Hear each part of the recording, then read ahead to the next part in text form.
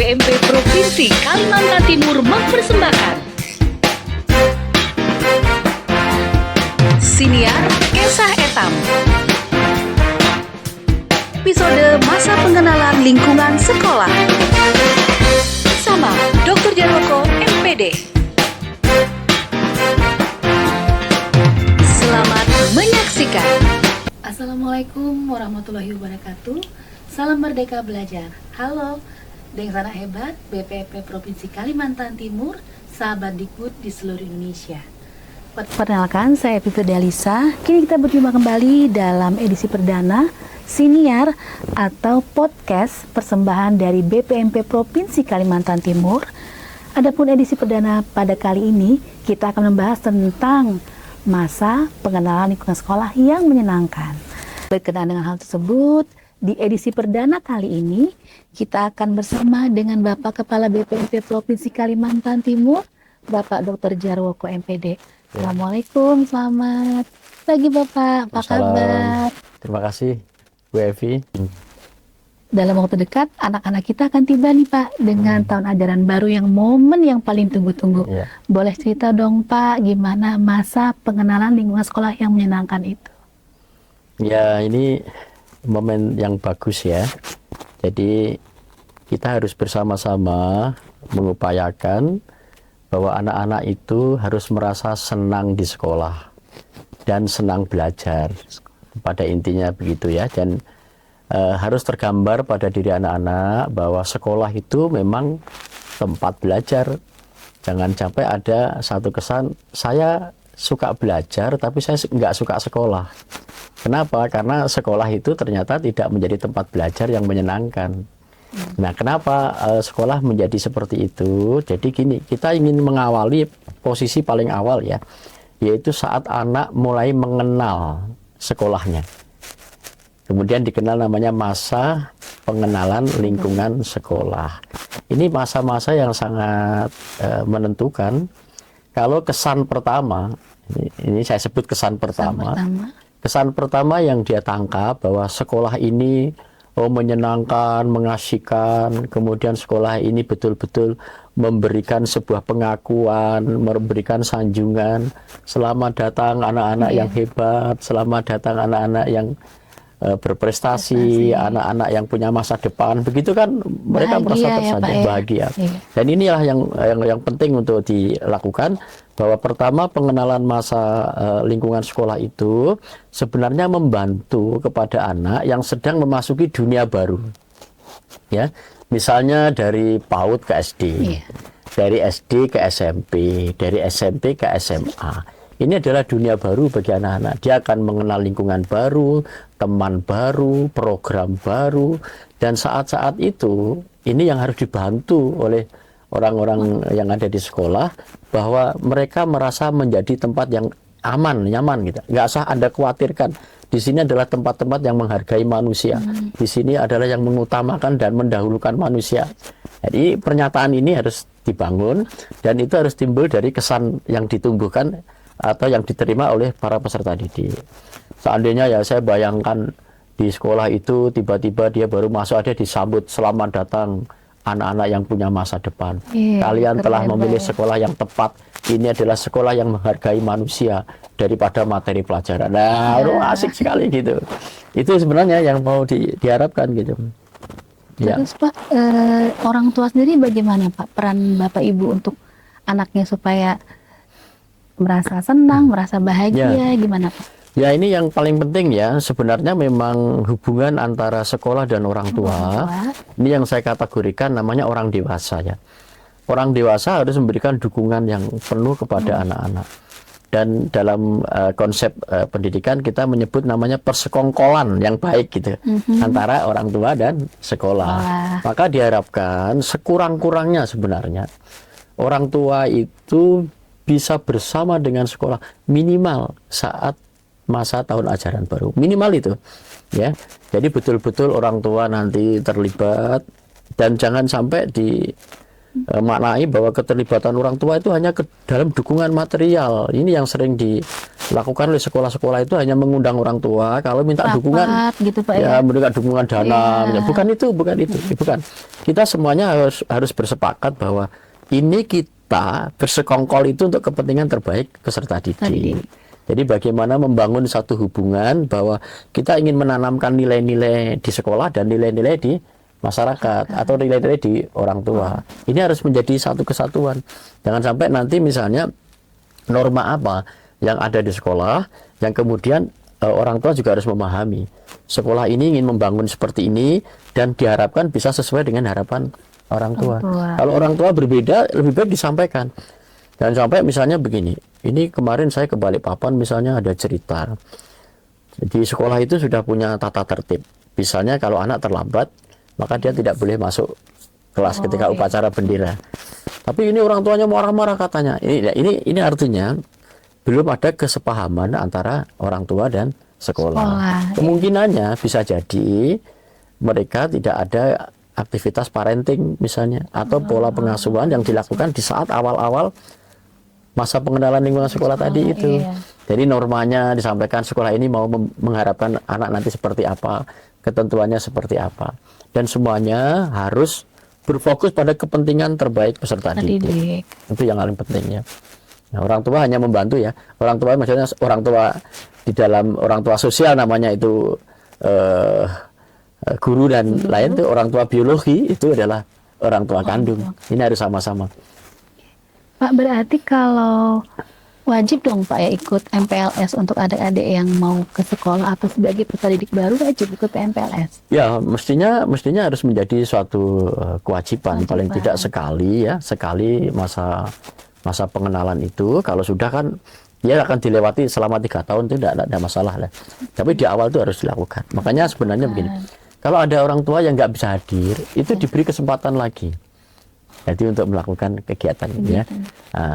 Sampai seperti itu, dan harapannya pada saat proses pengenalan itu bukan saja mengenal fisiknya, bukan saja mengenal normanya, tapi juga mengenal iklim budayanya. Di sekolah tersebut ya, iklim budayanya. Misalnya seperti pencegahan kekerasan itu juga bisa dilakukan di awal-awal itu ya. Nggak boleh melakukan tindakan apa, masing-masing orang harus menghargai, bagaimana mengekspresikan kebahagiaan itu dengan penuh keceriaan ya. Orang-orang jangan merengut gitu loh. Jadi kalau pertama melihat ketemu sama murid, sama gurunya, yang lihat gurunya itu wah ramah begitu, dan itu kesan pertama sangat menentukan. Setelah itu terserah Anda kan gitu ya. Kesan pertama begitu menggoda, setelah itu terserah Anda. Berarti benar-benar dari awal itu benar kita harus ini ya Pak ya. Iya. Dan jangan malah tampak misalnya yang zaman dulu-dulu itu ketika masuk sekolah di situ sudah ada kekerasan. Jangan. Justru itu hilangkan. Pokoknya semua dia terkesan bahwa semuanya menghargai, semuanya mencintai, semua mengakui. Ya. Kalau perlu malah saya berpikir di awal-awal masa pelajaran itu guru itu nggak usah ngomong mata pelajaran kok. Kita bercerita-cerita saja. Namanya membangun jembatan gitu, membangun hubungan psikologi. Kalau nanti anak-anak sudah percaya sama gurunya, dia merasa aman, nyaman. Wah, guru saya asik, guru saya menyenangkan. Dia mempercayainya. Saat murid itu mempercayainya, di saat itulah sebenarnya murid itu memberikan izin mengajar bagi gurunya. Jadi izin itu diberikan oleh murid ya, bukan diberikan oleh pemerintah lah ya. Pemerintah hanya ngasih kewenangan, namanya dikasih SK jadi guru, lalu SK sertifikasi, jam mengajar yang diberikan oleh kepala sekolah. Itu hanya kewenangan, tapi itu belum izin mengajar. Izin harus diberikan oleh peserta didik yang mau diajar. Itu. Kemudian gini Pak, untuk yang anak-anak kita yang dari transisi PAUD nih Pak ke SD, itu kan kadang-kadang orang tuanya ada kekhawatiran anak saya nggak bisa calistung, bagaimana tuh Pak? Iya, justru itulah yang mau diluruskan ya. Jadi dulu ada persepsi, ada pemahaman bahwa seseorang itu dikatakan berprestasi kalau dia bisa lebih cepat. Maka kemudian orang itu berusaha untuk mempercepat. Pelajaran di SD diajarkan di TK. Seolah-olah kalau anak TK sudah bisa baca tulis hitung, berarti dia sudah menguasai pelajaran yang ada di SD, yang harapannya nanti menguasai itu. Maka dia dianggap pinter. Nah, nanti kalau perlu, kalau anak SD dia bisa menguasai kemampuan anak SMP, dianggap pinter. Sesuatu yang dianggap melampaui batas, mempercepat, itu dianggap baik. Padahal sebenarnya enggak. Yang baik itu biarlah berjalan sesuai dengan kematangan alamiah ya. Maturity itu kematangan alamiah. Kan kita juga tahu enak enggak kalau kita makan mangga yang dikarbit, iya, dipercepat enak, matangnya, enggak enak ya. Enak, Pak. Biarkan secara alamiah, jangan dipercepat, jangan diperlambat. Sesuai dengan fase-fasenya. Nah, inilah yang kemudian fungsi pendidikan itu hanya membantu supaya anak ini memperoleh perkembangan kemampuannya. Jadi sebenarnya Bapak Ibu jangan khawatir, karena memang kematangan anak itu mulai bisa matang untuk bisa membaca. Ya, menghubungkan huruf namanya, itu terjadi pada usia 7 tahun. Ada istilahnya namanya titik miopi di dalam mata ini yang menghubungkan dengan saraf otak, yang dia bisa menghubungkan huruf itu. Kalau belum ya kita bisa mengenal huruf, tapi ketika digabungkan tidak bisa baca. Tidak apa-apa, karena dia memang belum waktunya. Belum waktunya ya, Pak. Tidak apa-apa, biarkan aja secara alamiah, tapi jangan diperhambat. Misalnya kalau anak yang sudah pengen baca dilarang, itu menghambat. Tapi orang yang belum terus dipaksa, itu juga nggak boleh. Ya, memaksa untuk lebih cepat atau memaksa untuk lebih lambat juga nggak boleh.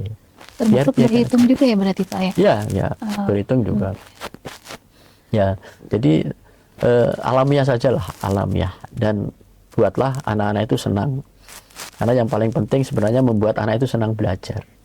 Dan yang pasti yang dikarbit dan dipasang-pasang jadi nggak nyaman ya Pak. Ya, ada istilahnya gini, kalau cepat masak dia cepat busuk. Iya. Nah kalau dia matang duluan dia busuk duluan. Pak, kalau untuk kegiatan MPLS yang pasti gimana Pak sepertinya? Contohnya Pak?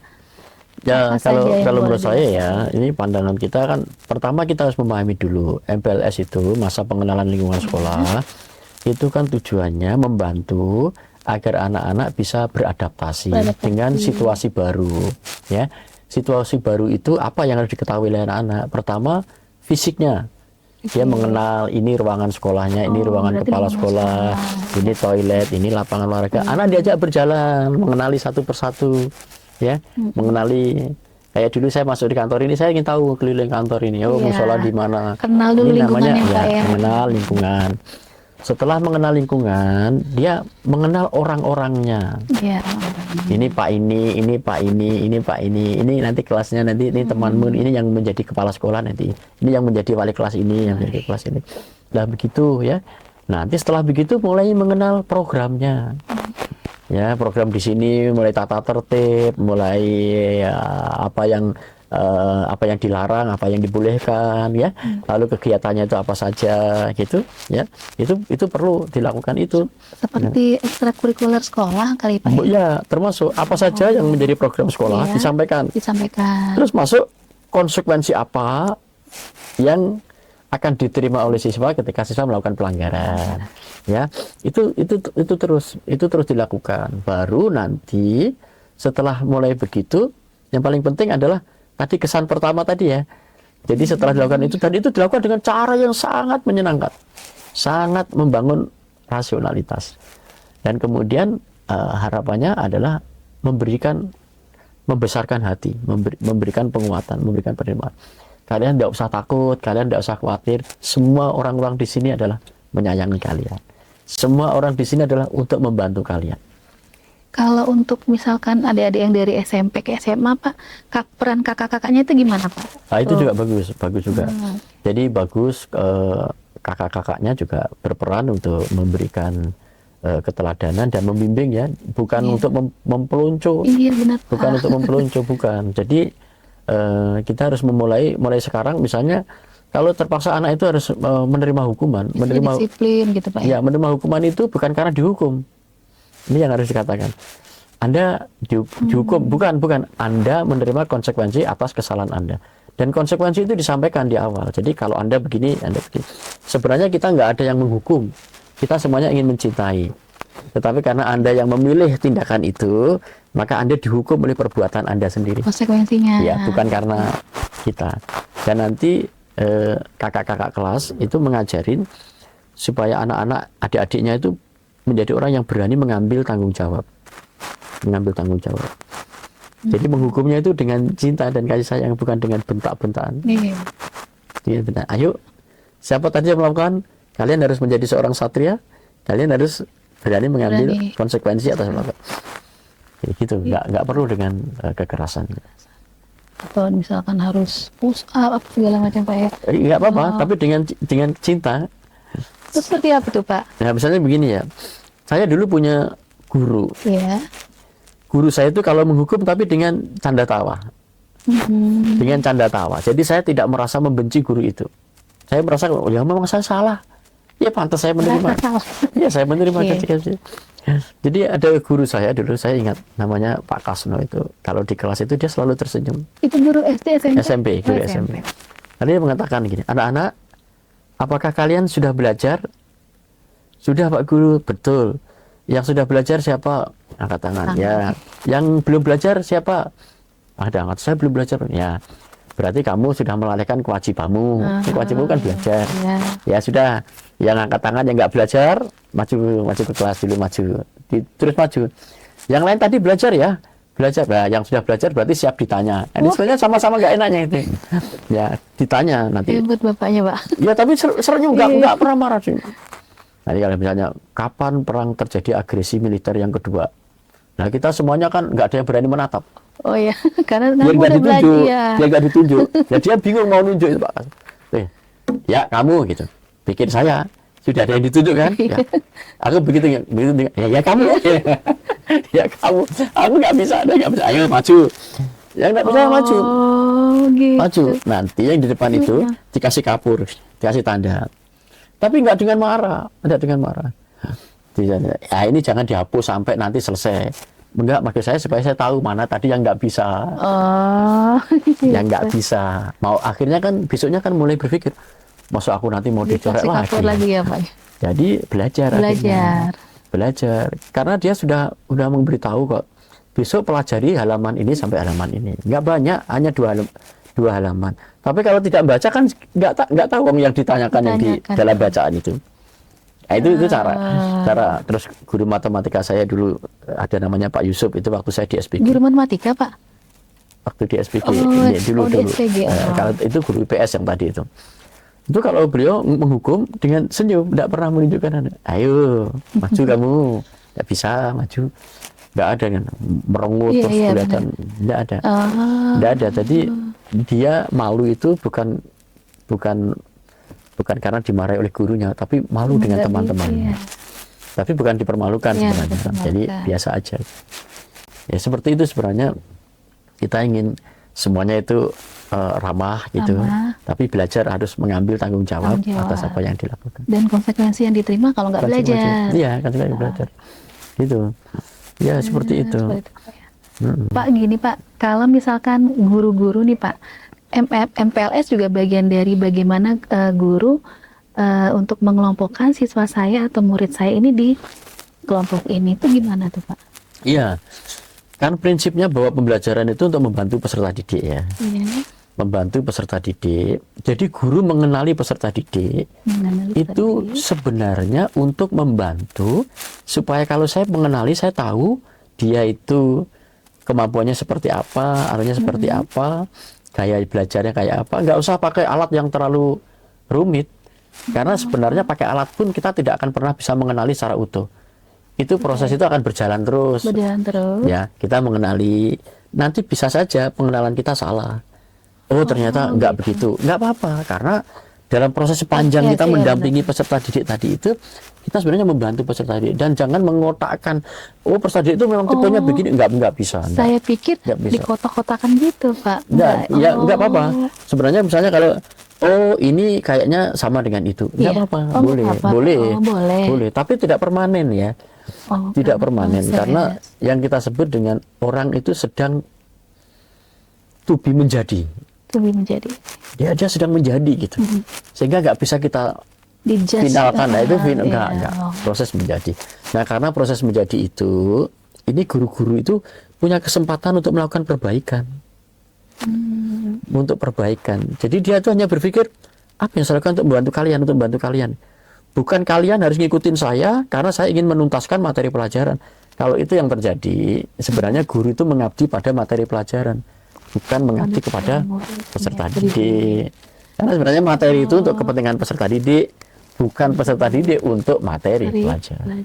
Ini sebenarnya yang menjadi ciri khas dari kurikulum merdeka, sebenarnya memberikan kemerdekaan bagi guru supaya dia punya tugas utama adalah membantu peserta didik agar dia memperoleh kemajuan di dalam kehidupannya.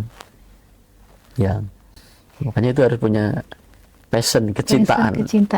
Ya, itu. Ya, ini saya pesan kepada semua guru-guru dan warga sekolah ya, baik itu kepala sekolah dan semua komponen yang ada di sekolah. Mari kita sambut anak-anak kita dengan kesan yang pertama itu menyenangkan, menyejukkan, mendamaikan, dan membahagiakan. Tunjukkan bahwa orang-orang dewasa di sekolah itu memang menyambut dengan tangan terbuka dan menjadi bagian untuk membantu mereka ya. Jadi tunjukkan wajah yang ramah, slogan-slogan yang positif, lalu kemudian kita terima mereka dan kita ingin menjadi sumber bantuan bagi anak-anak untuk dia merasa senang belajar di tempat-tempat yang baru, dan kemudian dia akan membawa kesan bahwa belajar itu ternyata bukanlah sebuah beban, tapi belajar adalah menyenangkan. Ya, terima kasih. Saya mengucapkan terima kasih kepada Bapak Dr. Jarwoko MPD, Kepala BPMP Provinsi Kalimantan Timur. Salam sehat dan sukses selalu ya Pak ya untuk Ya, Bapak. terima kasih. Dengan hebat BPMP Provinsi Kalimantan Timur, sahabat Dikbud di seluruh Indonesia. Demikianlah tadi telah kita ikuti bersama siniar atau podcast persembahan dari BPMP Provinsi Kalimantan Timur dengan tema Masa Pengenalan Lingkungan Sekolah yang Menyenangkan.